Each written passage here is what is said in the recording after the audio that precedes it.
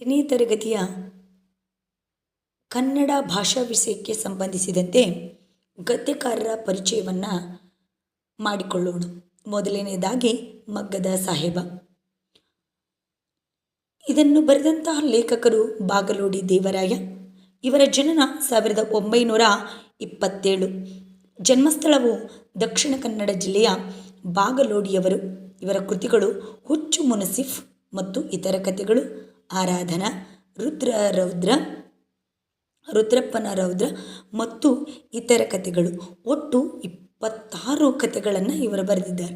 1985ರಲ್ಲಿ ಇವರು ಮರಣವನ್ನು ಹೊಂದಿದರು. ನಂತರದಲ್ಲಿ ಸಾರ್ಥಕ ಬದುಕಿನ ಸಾಧಕ. ಇದನ್ನು ಬರೆದಂತಹ ಲೇಖಕರು ಡಾಕ್ಟರ್ NS ಲಕ್ಷ್ಮೀನಾರಾಯಣ ಭಟ್.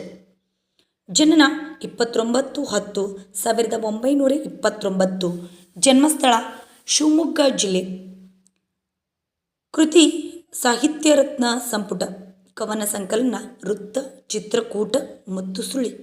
ಪ್ರಶಸ್ತಿಗಳು: ರಾಜ್ಯ ಸಾಹಿತ್ಯ ಅಕಾಡೆಮಿ ಪ್ರಶಸ್ತಿ, ಶಿವರಾಮ್ ಕಾರಂತ ಪ್ರಶಸ್ತಿ, ರಾಜ್ಯೋತ್ಸವ ಪ್ರಶಸ್ತಿ, ಮಾಸ್ತಿ ಪ್ರಶಸ್ತಿಗಳು ಲಭ್ಯವಾಗಿದ್ದು, ಈ ಪಾಠವನ್ನು ಸಾಹಿತ್ಯ ರತ್ನ ಸಂಪುಟ ಎಂಬ ಕೃತಿಯಿಂದ ಆಯ್ದುಕೊಳ್ಳಲಾಗಿದೆ.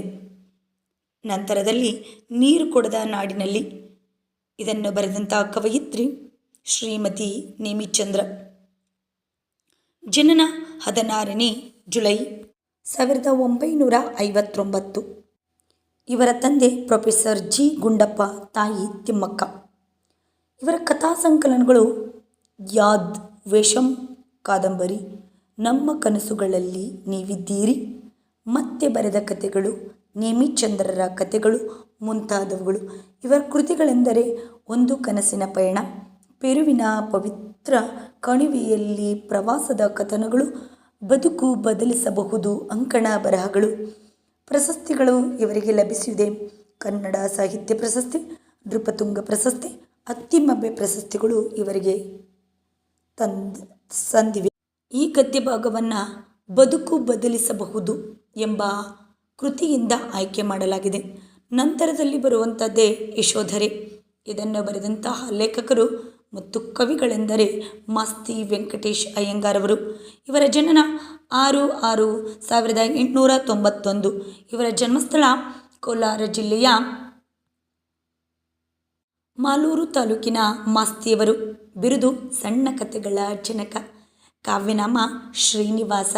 ಕೃತಿಗಳು: ಗೌತಮಿ ಹೇಳಿದ ಕತೆ, ಸಾರಿಪುತ್ರನ ಕೊನೆಯ ದಿನಗಳು, ಕೂಚಲನ ಭಾಗ್ಯ, ಹೇಮಕೂಟದಿಂದ ಬಂದ ಮೇಲೆ, ಚಿಕ್ಕವೀರ ರಾಜೇಂದ್ರ ಇವುಗಳ ಪ್ರಮುಖ ಕೃತಿಗಳಾಗಿದ್ದು, ಪ್ರಶಸ್ತಿಗಳು: ಜ್ಞಾನಪೀಠ ಪ್ರಶಸ್ತಿ.